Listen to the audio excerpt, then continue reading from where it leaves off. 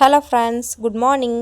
இன்றைக்கி காலையிலேயே ஒரு 5:30 வாக்கில் எந்திரிச்சாச்சு. எந்திரிச்சு ஃபஸ்ட்டு வேலை போய் கிச்சனுக்குள்ளார பார்த்தா பாத்திரம்லாம் அப்படி அப்படியே இருந்துச்சு. என்னென்னா நைட் ரொம்ப டயர்டாக இருந்தனால போய் படுத்தாச்சு எல்லாத்தையும் விட்டுட்டு.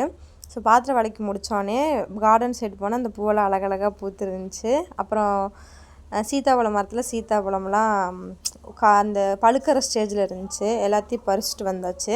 பறிச்சுட்டு வந்துட்டு டைம் ஒரு கிட்டத்தட்ட ஒரு 6 மணி 6:15 ஆயிடுச்சு. போய் மாடி கறந்துட்டு வந்துட்டு பார்த்திங்கன்னா நைட் இட்லி மாவுக்கு அரிசி ஊற வச்சுருந்தேன். ஸோ உளுந்தை கழுவி கிரைண்டரில் போட்டுட்டு வெளியே மழை திடீர்னு கோடைச்சாரலாட்டம் கொஞ்சமாக லைட்டாக மெயிலில் தூரிச்சு. அதையும் பார்த்துட்டு போய் குழம்பு வைக்க ஸ்டார்ட் பண்ணிட்டேன். இன்றைக்கி என்னென்னா பச்சைப்பயிறு குழம்பு தான் வச்சேன். இன்றைக்கி பச்சைப்பயிறு ரொம்ப ரொம்ப டேஸ்ட்டாக இருக்கும். அது மண் சட்டியில் செஞ்சிங்கன்னா அவ்வளோ டேஸ்ட்டாக இருக்கும். ஃபஸ்ட்டு நான் குண்டா நார்மல் குண்டாவில் வேக வச்சுட்டேன்.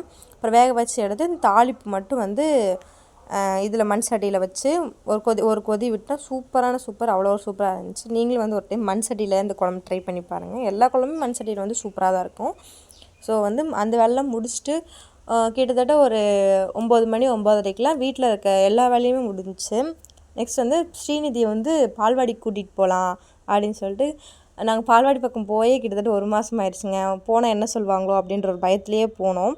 அப்புறம் போனவுடனே அவங்க பரவாயில்லையே இன்றைக்கி சீக்கிரம் வந்துட்டாங்க, இன்றைக்கி மழையே வரப்போகுது அப்படின்னு சொல்லிட்டு கிண்டல் பண்ண ஆரம்பிச்சிட்டாங்க என்னையும் ஸ்ரீநிதியும். ஸோ சரின்ட்டு போய் அவளை விட்டுட்டு அவள் உட்கார மாட்டேன் அப்படின்னு சொல்லிட்டு ரொம்ப அடம் பிடிச்சா. அப்புறம் எப்படியோ விட்டுட்டு இந்த சைடு நேரம் உட்காந்துருந்தேன். அப்புறம் ஒரு 12 மணி 1 மணி வாக்கில் போய் பாப்பாவுக்கு சாப்பாடெல்லாம் ஊட்டி விட்டு முட்டை சாப்பாடெலாம் ரெகுலராக கொடுப்பாங்க, ஊட்டி விட்டு வீட்டுக்கு வந்தாச்சு. வீட்டுக்கு வரும்போது என்னென்னா அவளை என்கரேஜ் பண்ணுற விதத்தில் ஒரு சில திங்ஸ் எல்லாம் வாங்கிட்டு வந்திருந்தோம்.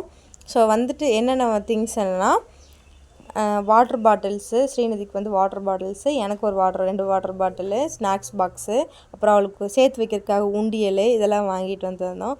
அவளுக்கு அதெல்லாம் பார்த்தோன்னே ஒரே ஆனந்தம், என்ன சொல்கிறேன்னே அவளுக்கு புரியல. அப்புறம் அதெல்லாம் எடுத்து வச்சு அவங்க தாத்தாக்கிட்ட அவங்க அப்பாக்கிட்ட எல்லாத்துக்கும் கொண்டு போய் காமிச்சா. சூப்பராக இருக்குல்ல இது அப்படின்னு சொல்லிட்டு. பத்தாவதுக்கு ஊரில் இருக்க அம்மா எப்சி வரைக்கும் ஃபோன் பண்ணி இந்த மாதிரி இங்கே பாருங்கள் இதெல்லாம் வாங்கிட்டு வந்திருக்கேன் அப்படின்னு சொல்லிகிட்டு இருந்தா. அதெல்லாம் பார்க்கும்போது கொஞ்சம் ஆனந்தமாக இருந்துச்சு. நம்ம குழந்தைங்களுக்கு ஒரு சில திங்ஸ்லாம் வாங்கி தரும்போது அவளை அப்ரோச் பண்ணுற விதமாகவும் இருக்கும். அவங்களுக்கு அதில் ஆசை விருப்பம் எல்லாமே வரும். ஸோ வாங்கி கொடுக்க ரொம்ப ரொம்ப அவளுக்கு என்னென்னா புரியல. இதெல்லாம் பார்த்துட்டு இதெல்லாம் அம்மாவுக்கு பாப்பா அப்படின்னு சொல்லவும் இல்லை இதெல்லாம் பாப்பாவுக்கு அப்படின்னு சொல்லிட்டு எங்களை ரொம்ப இது பண்ண ஆரம்பிச்சிட்டா. இந்த திங்ஸ் தான் எல்லாமே வாங்கிட்டு வந்திருந்தோம். நல்லா இருக்கான்னு சொல்லிட்டு கமெண்ட்டில் சொல்லுங்கள். இன்னும் நிறையா பாப்பாவுக்கு வாங்கணுன்னு ஒரு ஆசை இருந்தாலும் கொஞ்சம் கொஞ்சமாக வாங்கலாம் அப்படின்னு சொல்லிட்டு பொறுமையாக ஒன்றுனா வாங்கிட்டுருக்கேன் நான். இப்போ தான் இன்னும் 1 வருஷம் பால்வாடிக்கு போவாள். அப்புறமேல் ஸ்கூல் சேர்க்கும்போது இன்னும் நிறைய திங்ஸ் எல்லாம் வாங்கிக்கலாம் அப்படின்னு சொல்லிட்டு இப்போ இது மட்டும் வாங்கிட்டு வந்திருக்குறோம். இதெல்லாம் பிடிச்சிருந்துச்சின்னா லைக் பண்ணுங்கள், ஷேர் பண்ணுங்கள்,